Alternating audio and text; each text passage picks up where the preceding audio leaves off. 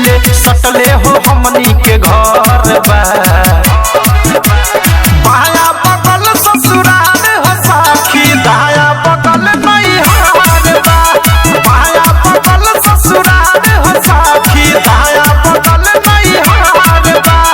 बाया बगल ससुराल हो साखी, दाया बगल नैहर बा।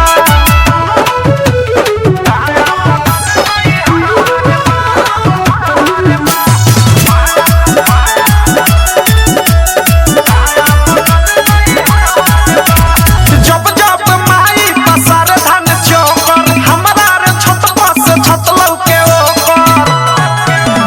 जब जब माई पसार धान चौकर, हमरा रे छत पर से छत लौके ओकर।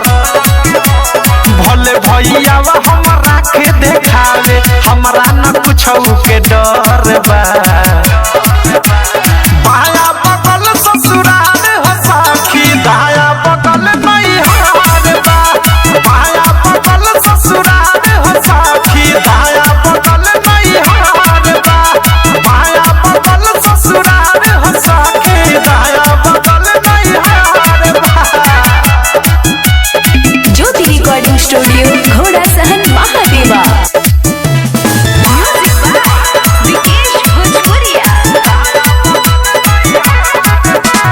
दुनु नाता गावे में बाबा न परेशानी, ससुर नैहर के लगे घोग काहे तानी।